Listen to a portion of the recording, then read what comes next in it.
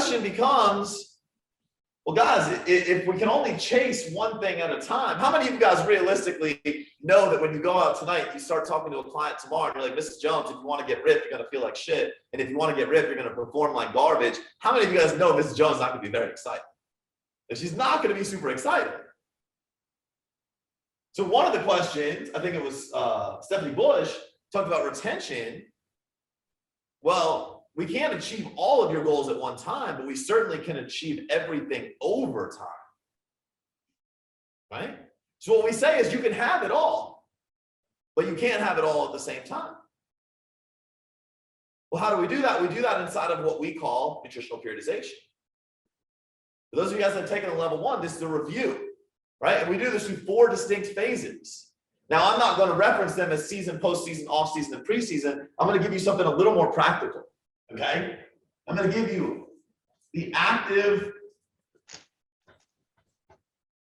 pursuit of goals. I'm going to give you recovery.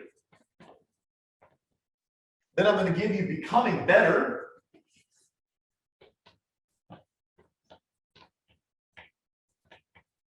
And then I'm going to give you preparation.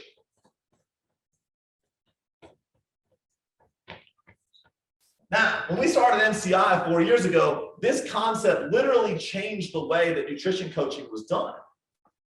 Because everybody, when they hire a nutrition coach, they make a gross assumption that they are prepared to diet. And most nutrition coaches, when they come into the space and they understand how to create results, are making a gross assumption that they should be achieving results for their clients. Which means we're all starting here in this active pursuit. The problem is most people are not prepared for that. Most people are not prepared to go after their goals. Why? Because they've been dieting. Is anybody in here naive enough to think that as a coach, their clients have not tried dieting before them? All right, no way. We all know our clients tried Weight Watchers, they tried keto, they tried fasting, they tried carnivore, they tried all these things, right? We know that we are the last resort because we're expensive. We're not $27 online. We require accountability. We require you to actually do some work. So in the active pursuit of goals, the only things that matter, the only things we're achieving are those goals. But most of us, right, and remember, back down to our stress and adaptation, our homeostasis, every active pursuit of goals is a navigation away from this set point. So if Mrs. Jones has been trying to lose fat, well, the first time she tried to lose fat, she got here and then she fell off. Notice I said she fell off. I didn't say she recovered. She fell off. Then she tried to lose fat again. Well, she went to there. She fell off again, but she didn't recover. So she tried again and again and again. Diet after diet, failure after failure. Sound familiar? Sounds just like all the clients coming to us. And so what we have to understand is our clients are not starting right there where we want them to. Our clients are starting here. And what lives in this gap is what we as coaches are dealing with.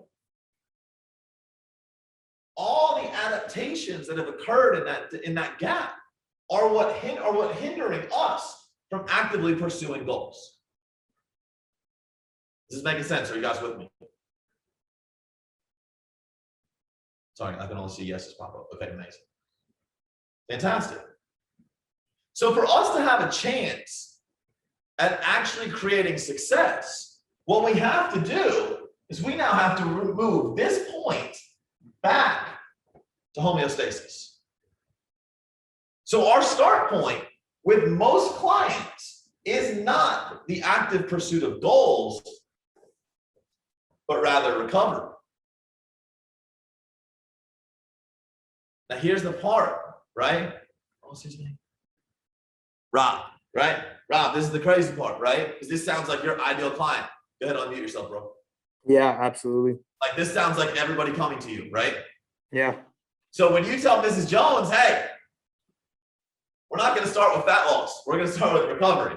And by the way, inside of recovery, you might gain a few pounds. How's she going to react? Don't tell me to pound sand. Right? She's going to say, fuck off. It's not going to work out real well, is it?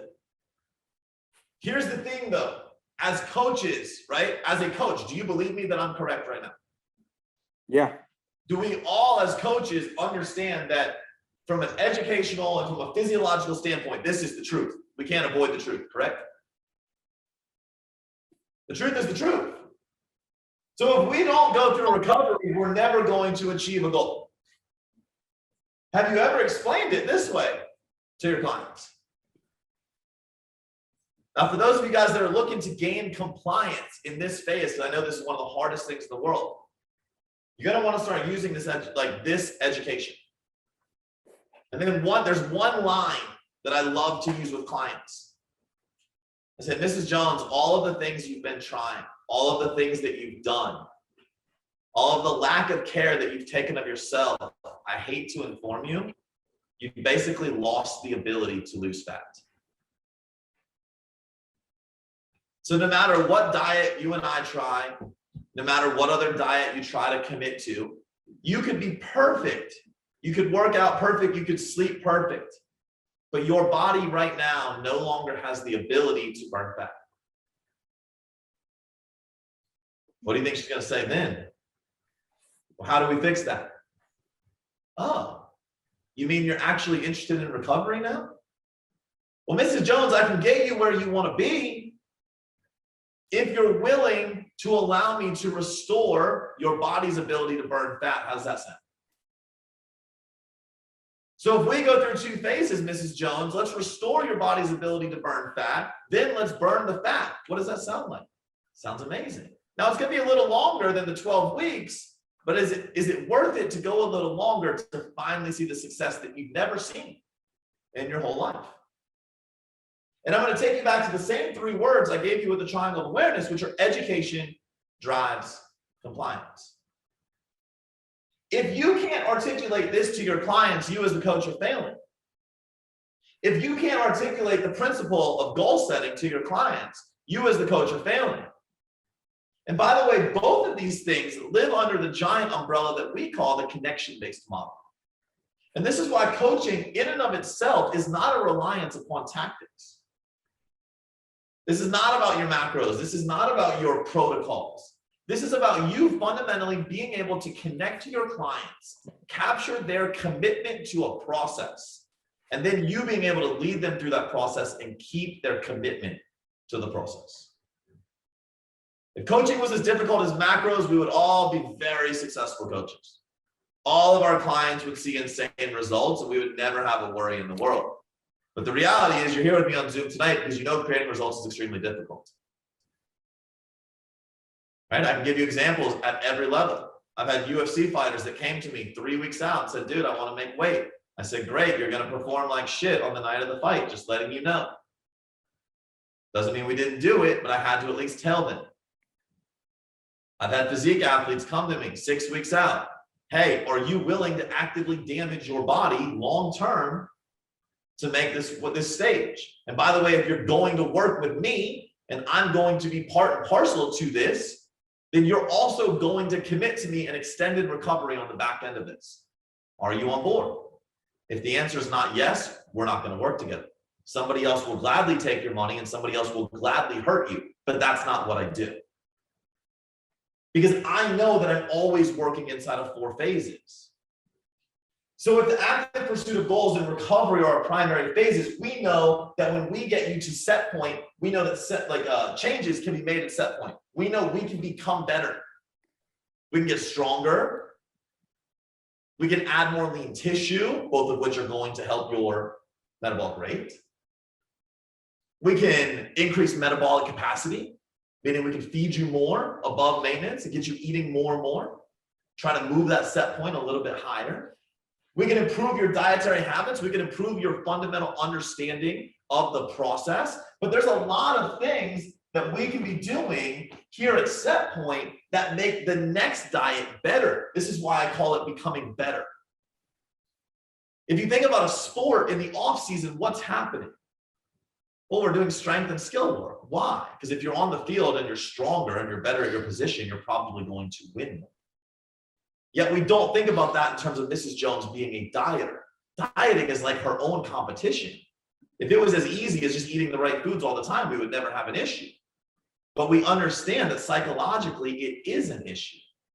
They have a hard time starting the diet, they have a hard time staying on the diet, and they definitely have a hard time finishing the diet. Why? Because life gets in the way. Because their own mental outlook on the process gets in the way. And most importantly, because they've never been asked to become better at the process. And this is where you as the coach come in.